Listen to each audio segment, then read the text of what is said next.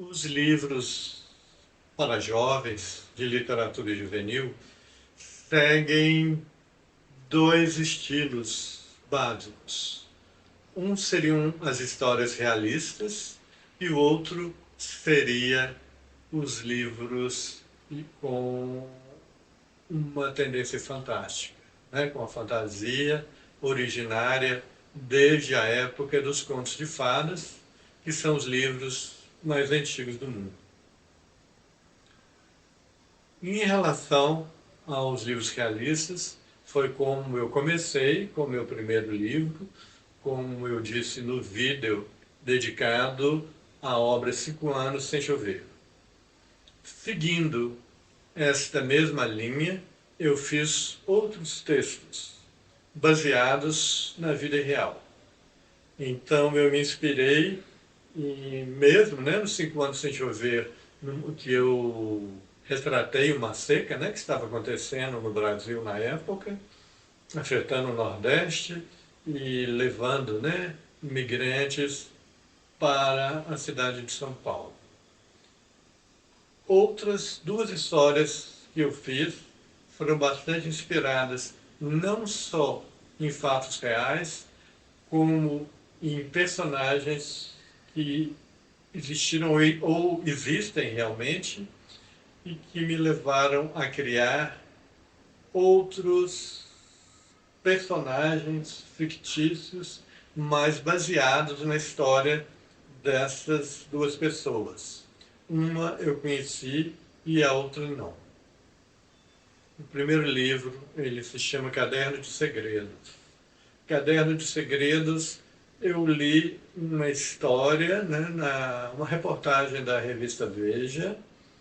Aliás, era um artigo nas páginas amarelas com que a Veja começava cada exemplar, com um fato que ela julgava interessante.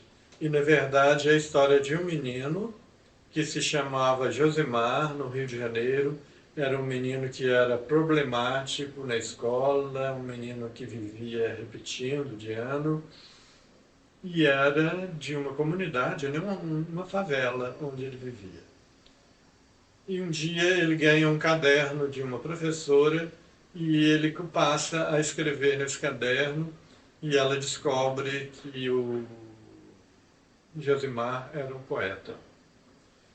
Aí eu faço um gênero que é muito interessante, que sempre existiu também, que é um diário de uma pessoa. Esse livro Caderno de Segredos é um diário de um menino, nas mesmas condições de quem o inspirou, da personagem que o inspirou, só que o nome dele vai ser José Carlos. Ele é todo, cada capítulo é um dia durante o ano de 1994, quando estava acontecendo uma Copa do Mundo. Então ele também acompanha, porque ele tem um sonho que ele coloca no caderno dele, que é de ser um jogador de futebol. Mas, na verdade, todos os meninos da geração dele, naquele entusiasmo da Copa do Mundo, pensam em ficar famosos, como o Romário, que era o grande destaque daquela Copa naquele ano.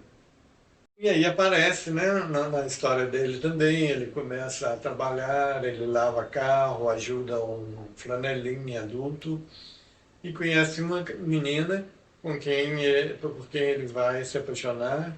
E essa menina, que se chama Maria Laura, na verdade, assim como os garotos da idade do José Carlos querem todos ser jogador de futebol, a Maria Laura ela quer ser uma atriz de novela.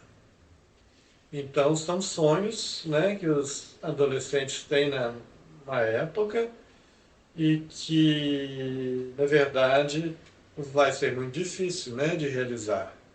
Mas eles vão, na verdade, ele escrevendo, contando a história dele, ele, em vez de ser um jogador de futebol, ele descobre que ele é um poeta, que ele é um escritor, e ele vai sair numa revista nacional muito importante, porque a Secretaria de Educação, né, do Estado do Rio descobriu o caderno, né, uma professora fez chegar até lá com os poemas desse menino. Eu não tive acesso a esse caderno, não li o que ele escreveu, mas eu fiz um livro que eu dediquei a ele, porque ele me inspirou, o meu personagem, e eu, através desse diário de um adolescente, eu conto essa história.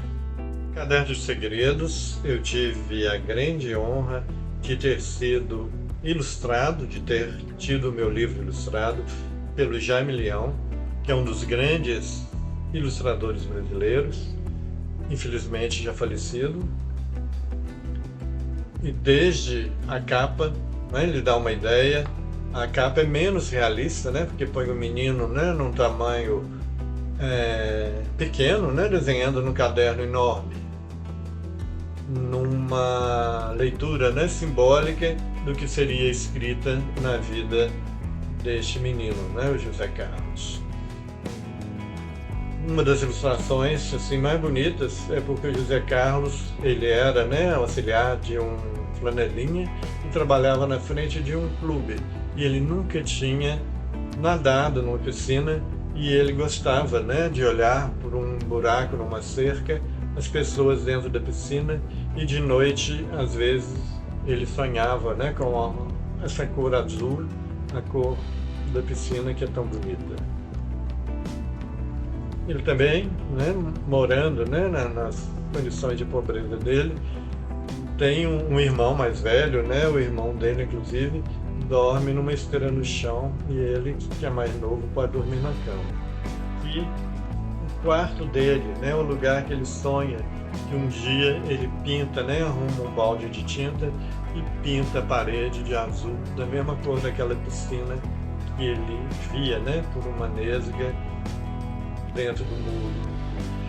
E ali está o sonho dele, a bandeira do Brasil, que é a Copa do Mundo, e o Romário, que era o ídolo da época, porque ele tinha inicialmente, né, esse sonho, né, de ser um grande jogador de futebol, antes de descobrir o valor da poesia.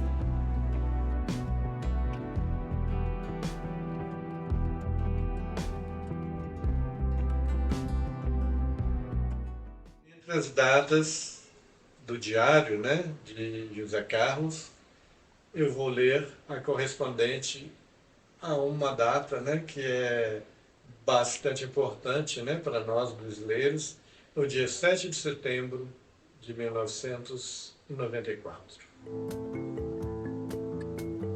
Sei muito pouco de inglês, mas tem uma frase que vou colocar aqui. You are so beautiful.